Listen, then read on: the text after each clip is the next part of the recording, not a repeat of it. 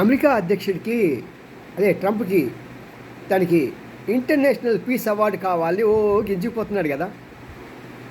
మరి అతనికి ఇప్పుడు ఒక కొత్త బిరుదు వస్తున్నది ప్రపంచం. వెన్నుపోటు ధీరుడు, వెన్నుపోటు మునగాడు, వెన్నుపోటు ట్రంపు, వెన్నుపోటు వెన్నుపోటు వెన్నుపోటు అని మన ఆంధ్రప్రదేశ్లో కొట్టు సచ్చేవాళ్ళం. అప్పుడు నాదేంద్ర మనోహర్ గారు హయాంలో ఎన్టీ రామని వెన్నుపోటు పొడిచానని.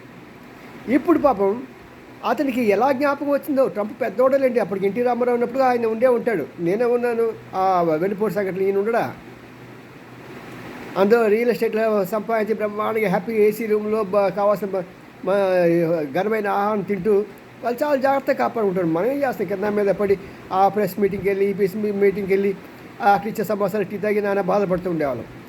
మరి ఇతను పాపం రష్యా అధ్యక్షుడు పుతిన్ని ఎంత బాగా వెన్నుపోటు పొడిచాడంటే, ఎందుకంటే ఈ చర్చలు అనేది కేవలం ప్రపంచాన్ని మభ్యపెట్టడానికి, రష్యా వాళ్ళని కదలలేకుండా వాళ్ళని వాడుకోకుండా సిద్ధపడకుండా చేయడానికి చేశాడు.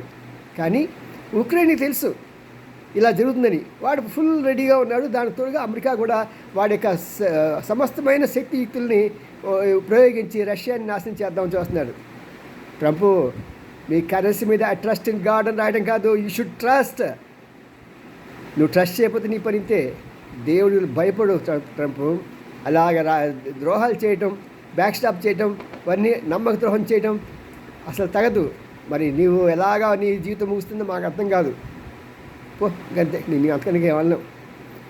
మీలాంటి డైరెక్ట్ అటాక్స్ కావాలంటే మీరు తప్పకుండా చూడండి గుడిగంటి TV9, ఎన్ రామ్జీ, సీనియర్ జర్నలిస్ట్. బాయ్.